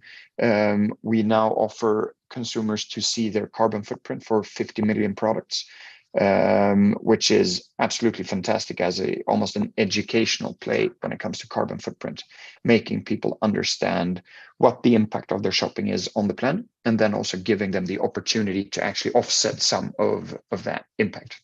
So that was in short what we're launching. But basically, I mean, the top line is we want to turn Klarna from being a payments company and a payments utility into becoming a shopping company and a shopping utility, and us broadening the scope from the purchase experience into pre-purchase, but also post-purchase is a big step in that direction. It's so ambitious, right? It feels like, and you said it, some of this functionality feels like TikTok or Instagram or Pinterest. Some of it feels like Google. Some of it feels like, a micmac with like shoppable video. I'm curious. So we work a lot in, I don't know if you're familiar with Clayton Christensen's Jobs to Be Done framework, of like, what is the job that your product is doing? It feels like that's an enormous shift really from, at point of sale to before and after the sale. Yeah. Was this an enormous internal shift for the company? Did you guys have to realign internally your expectations? How did you navigate a change like this? It is. I mean, if we compare Klarna today with Klarna 5 years ago, it is a huge shift. The good thing is that those shifts don't happen overnight. They happen fairly organically. We set out a vision, obviously. What kind of company do we want to become? What is the job to be done from from our key products, right? And historically, the job to be done was really to ease the worry around paying for things online. Like that was why we started the company once upon a time.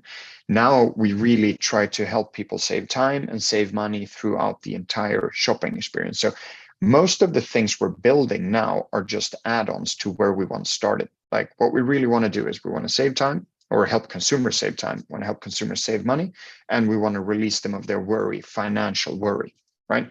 And everything we're building is catering towards that. But again, it's obviously a huge shift, right?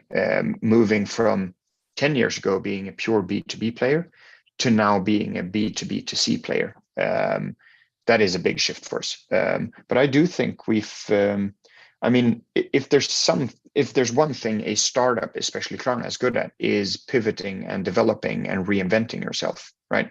I do think if I compare to most of our big competitors, and I almost wouldn't even put PayPal in that, but the really big ones like the banks, their inability to reinvent themselves is probably what's going to, I'm not saying make them crash in the long term, but at least not develop at the same pace as we're doing. You talked earlier about your relationship with the consumer and the insight that consumers are savvy, shoppers are savvy. You trust them, they trust you. How do you bring your current users along, and how do you acquire new users in light of this shift? What are some creative ways that you're doing that? I mean, when it comes to existing users, I do think we've set up a very good nudging structure. So like ours, I don't want to get too nerdy, but our structure we've set up around next best actions and understanding like what are the features that bring people in, what are the next best actions based on those behaviors, and then like where do we want people to, what's the end state, what's the future state of a consumer relationship. We have that set up fairly well, but the way in which it works is basically people start using us and fall in love with us based on our flexible payment methods. They then start to experience that, hey, we actually have shopping services connected to that. We have a cutting edge, package tracking feature, digital receipts, return management, all of that connected to that purchase. And after that, they start, exploring and finding out about our, the next level of shopping features. the search and compare feature, shoppable videos, like the add-ons on top of that. So I do think we have a fairly good funnel where we differentiate between what are the products that actually make people start using us and fall in love with us, what are the next best actions, and what are the add-ons then on top of that. And I mean, it's obviously ongoing work, right? It differs between regions, it differs between segments, it differs between products, but really understanding what role we play for different users at different points in time, and then catering our products towards that is, I mean, that is obviously the science we work with every single day. And your measurements for success must evolve rapidly as the product itself evolves. It's less about just that first acquisition and more about those next best actions. Yeah, exactly. And is our product good enough to actually make people come back to it beyond the transaction, right? If you look at us 5 years ago, people visited and used Klarna when they were about to transact, right? What we've evolved into now is, again, people tracking their packages, people looking at digital receipts, people getting financial overview and understanding of their spending, people looking at content, people, coming to Klarna just to find the best deal for them and not making a purchase, right? So to us, the number of times a consumer wants to interact with us is obviously a huge measurement of our of the traction that we have. Makes a ton of sense. You've talked about the complexity a little bit, but the reality that you're a global first company, right? Born and raised in Sweden, growing rapidly in, dozens of markets. Talk to me about the way that your global perspective has influenced your growth and continues to influence your strategies in new markets.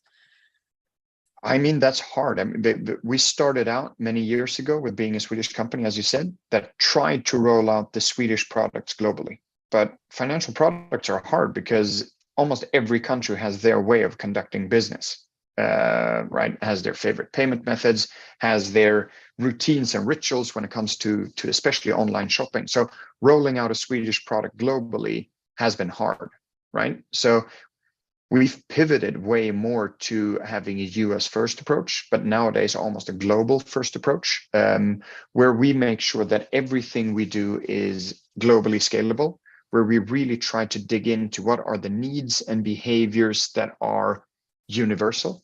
And then, but I also have to be honest with the fact that it's hard for us because we make daily trade-offs between, do we want to be, extremely relevant, but then maybe not scalable?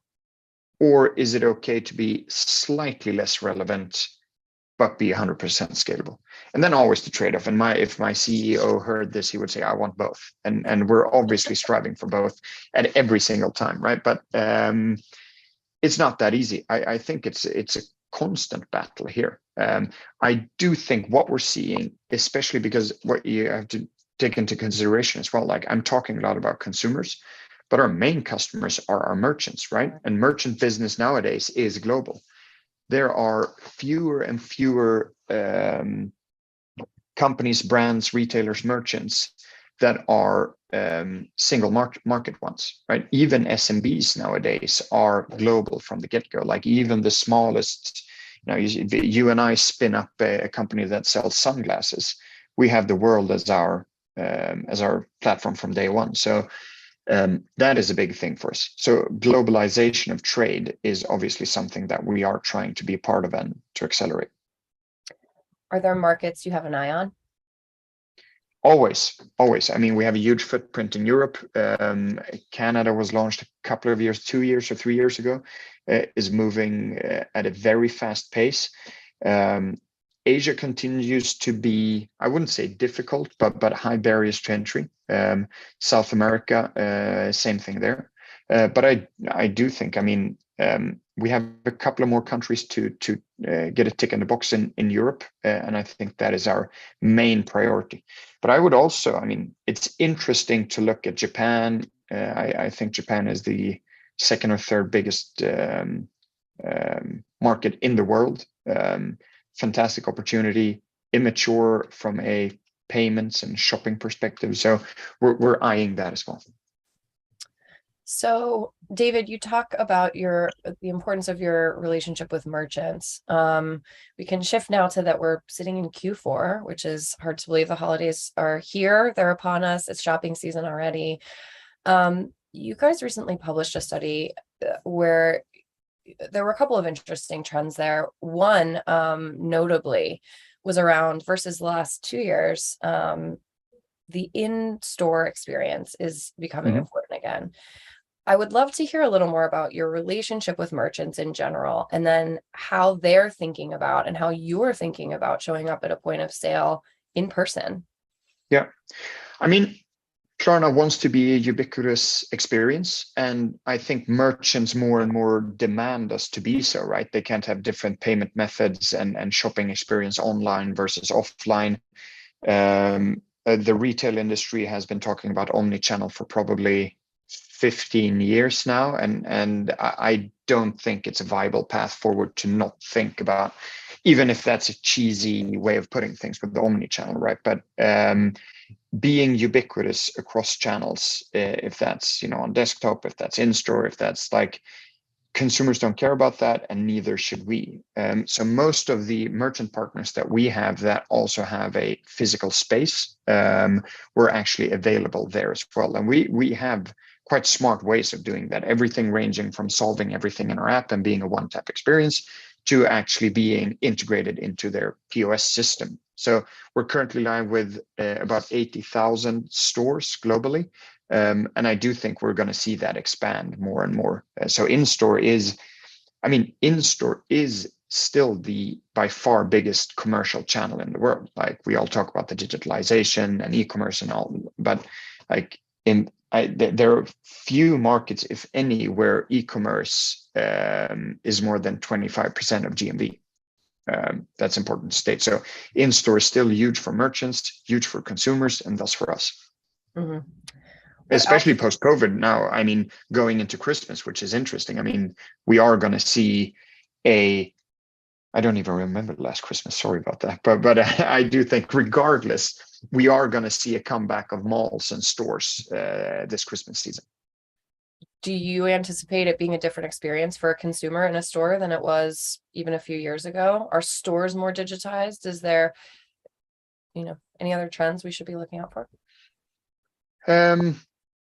Might be maybe that they're not more digitized, but I do think an interesting trend that we're hearing from our merchants, but maybe that is more a comment around how current digital consumer acquisition works, is that for many, at least for the bigger retailers and brands, in-store has become a more efficient acquisition channel than the digital space.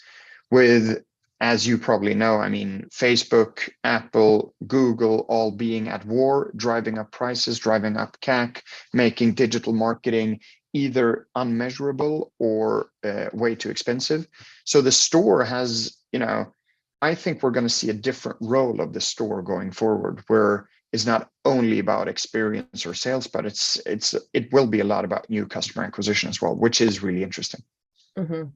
You talked earlier, when Klarna thinks about acquiring new customers, that you look for innovative, kind of creative ways to do that. Can you give us a few examples of ways that you've done that? Partnerships are really important to us, like both partnerships with the individuals, but also partnerships with our merchant partners, the retailers. I do think we've done a lot of events and pop-up stores, for example, together with our merchants that are quite interesting. It's nothing new, but we are building a fairly solid referral program. We have 150 million, as I said, we have 150 million consumers globally. We're utilizing them in a much better way nowadays, right? And then I do think in general, the way in which we can utilize relevant data, since we have so deep consumer understanding, the relevancy of our targeting, of our marketing, and of our messaging is, I don't want to get too creative here, but it is, it's an important piece of how we acquire new users. So I am sitting in the US, as I've said, and the Super Bowl is a big deal. Mhm. I think I'm right in saying you guys executed your first Super Bowl campaign this last year. Yeah. We would love to hear more about that process for you. Was it your first in your career? How did it feel? How did it perform? How did it work for you? Yeah, I mean, as we've said already, we have Swedish origin as a company. Breaking into the US market is maybe extra hard, or maybe I'm wrong, but the feeling is, as an outsider, it has been, it's been requiring a lot of extra work. So one of the strategies we've had is to adopt as many, American behaviors, brand behaviors, and really signaling that we mean business in the American market. So we're a big sponsor of the Chicago Bulls, for example. It's a huge thing for us. The NBA getting into the weeds of basketball culture, especially the Bulls being a huge franchise also outside of the US. So that is one thing of really getting into the US brand culture. But the Super Bowl was also one of those things where we said, hey, if we really mean business in the US, we have to do the Super Bowl, right? That is just the almost, I don't know, it feels like the epicenter of US marketing. And in many ways, that was the experience as well, right? So we decided fairly late that we wanted to do the Super Bowl. So we created a campaign in record time. I think we decided I think it was mid-November or something like that we should do the Super Bowl. Wow. And we started producing, I think after Christmas, if I remember. Yeah.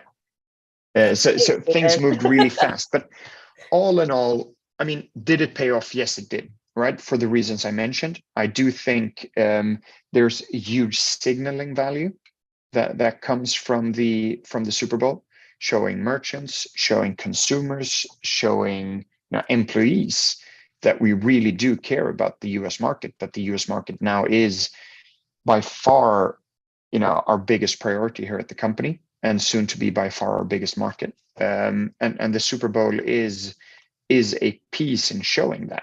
So it was the emotional side of the Super Bowl, but then also the rational side of the Super Bowl. I was extremely impressed by maybe not the Super Bowl itself, but all the fuzz around it. Like the US is built on entertainment and storytelling, and I do think the Super Bowl was really a masterpiece in that. Everything leading up till that, all the debate around the ads, the marketing, the brands, the best, the worst, all of that, right?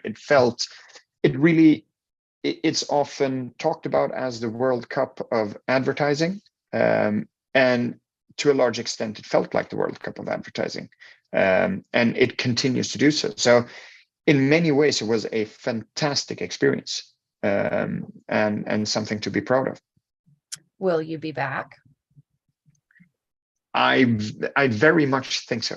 I hope so. I don't want to talk about it too much, but I actually do think so. I think that showing up every year might not be wise, but I do think if you are a brand that is important in the US market, if you are part of pop culture, and if you want to be part of everyday life in the US for consumers and merchants, from time to time, you do actually have to show up in the Super Bowl.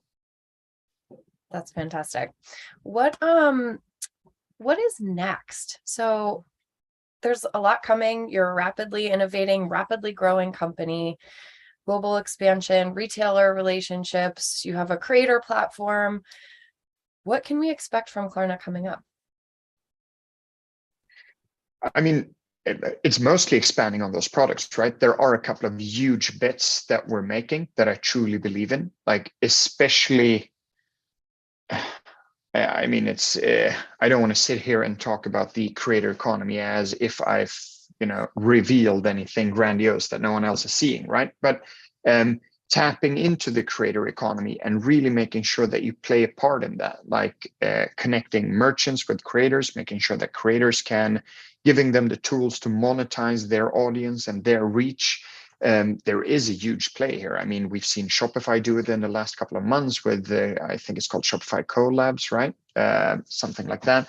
But that is a big play that we're making, because I do think that the way in which we currently see retail and curation and point of sales is going to change rapidly.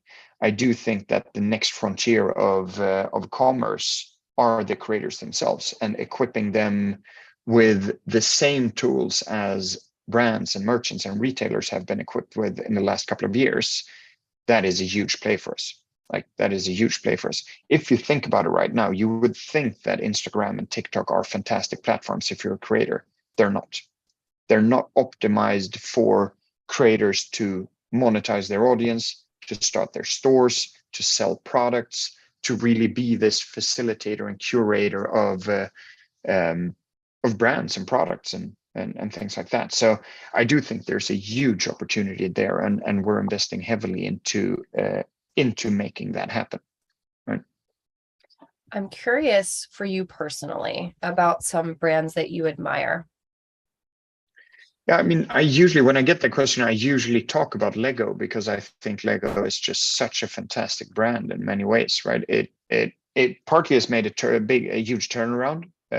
So I do think, I mean, I always admire turnarounds. There are a couple of brands that pop to mind when I talk about turnarounds, but Lego has done a fantastic one.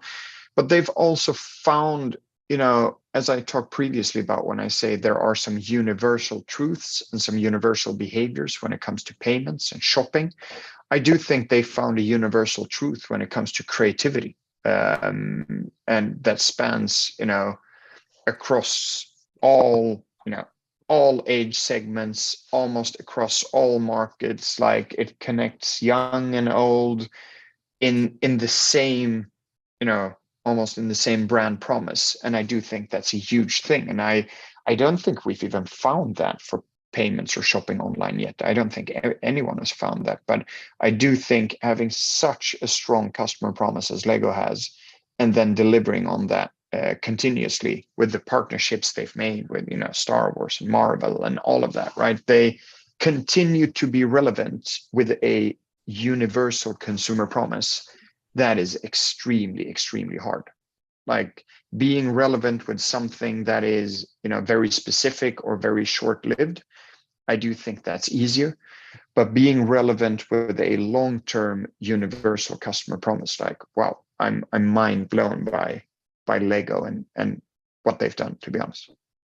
But have you stepped on a Lego recently? I actually have. My son is 6 years old and he loves Lego. But the interesting thing is, I love Lego as well. And they, you know, in the same experience, they bring that together. They don't have different instructions for him than for me, right? We both read the same instructions. We both get the same Lego pieces. It's so well done. And again, as we talked about before, like, delivering on that customer promise over and over and over again in the same way, in the same repeatable way, that builds trust. And I do think that Lego is a company that you trust. Like, maybe not trust with your finances, right? But if you would ask people, like, do you trust this Lego set to be an interesting and fun experience? Most people would say yes, because the last 10 ones have. Yes.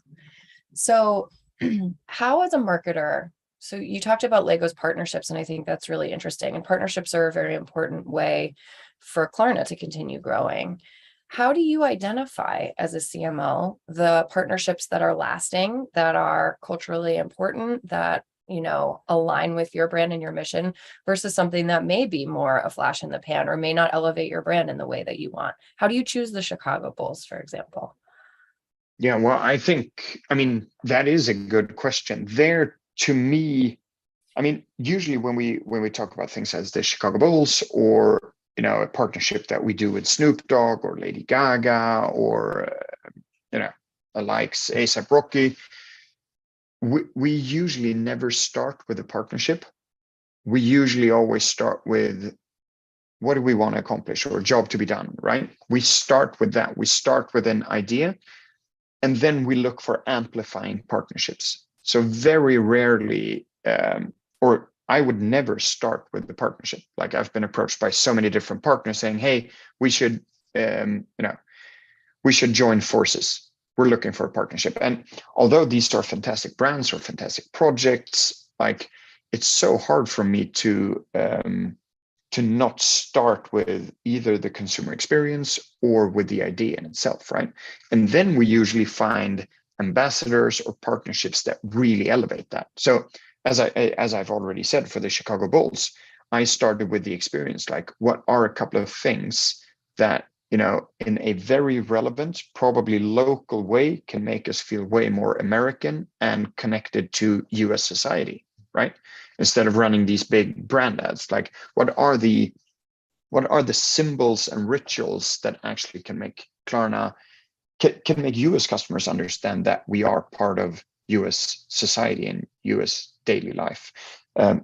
And then you start looking at things. Then the Super Bowl makes sense, and then the Chicago Bulls make sense, right? We were obviously eyeing more partners than that, but the Chicago Bulls turned out to be fantastic. Like they shared a lot of our values. Once you then look into those partnerships and ambassadorships, they shared a lot of our values. They were as entrepreneurial as we were. They were open to new ideas. They were also trying to break a couple of the fixed rules and recipes for how you usually do partnerships. So they were a perfect match once we had the idea or job to be done, whatever we want to call that. So that is very important to me. And the same thing, when for the Snoop Dogg partnership, or when we partnered with the the stars from RuPaul's Drag Race, so not RuPaul himself, but the stars from RuPaul's Drag Race. We had a job to be done, and we found that community to be the best accelerator of our idea. Is there a role for just the big branding campaign? You started today by kind of saying that it certainly doesn't engender trust. Trust is how you show up. It isn't what you say necessarily, it's what you do. Does Klarna feel that big brand push on its own is still valuable, or is it all about creating relationships, serving the customer? I still think it serves a role, a pretty big role, right? I think the honest truth is that consumers don't organically care about 99% of brands and messages out there, right? Usually when you hear this, it's like, yeah, but Tesla doesn't have a PR department. Yeah, well, but Tesla and Apple are two of very, very, very few selected companies that enjoy the natural interest and attention of consumers and media.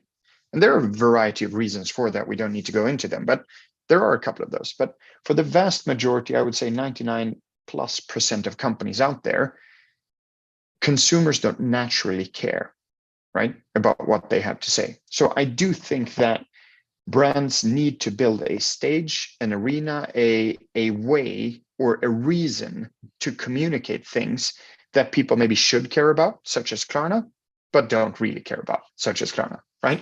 And building that, the big brand campaigns, to me, they are more of a stage, right? I don't expect our core business metrics to shift fundamentally, 2 days after running a big brand campaign. I don't expect that. What I want to do with the big brand campaigns is I want to build a stage. I want to open up, the minds and hearts of people to actually, be receptive of our other messaging on the back end of that, right? And that is where I think that a lot of our competitors go wrong. They just, flood the market with rational, probably smart and good, reasonable messaging and advertising, but they forget the fact that people don't care. Like what they want to say and what people want to listen to is not the same thing, right? So instead of me explaining our products, I have Snoop Dogg explaining our products. It's a stage for our products and our benefits, right? So the big brand campaigns, yes, they are important, but maybe not for the reason that many people think. David, that is so clear-eyed and self-aware and true. It's an important way for us all in the industry, I think, to anchor ourselves about what's real. What a wonderful way to end. I see Deanna is back, so I think we are at time. Were there any questions that we needed to field, or are we done here? I think we're done. Thank you both so much. That was great. I just have one question for you, David. Will you be back at the Super Bowl next year?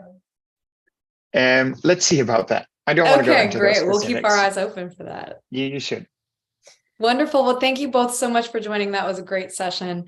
That will wraps us up for today. Bye. Thank you. Bye. Thank you all for tuning in today. Thank you to our sponsors and to our speakers. This was a great day. Please, you can check this out on our YouTube page and be sure to check out the Brand Innovators website to learn more about our upcoming events. Have a great day. Thank you.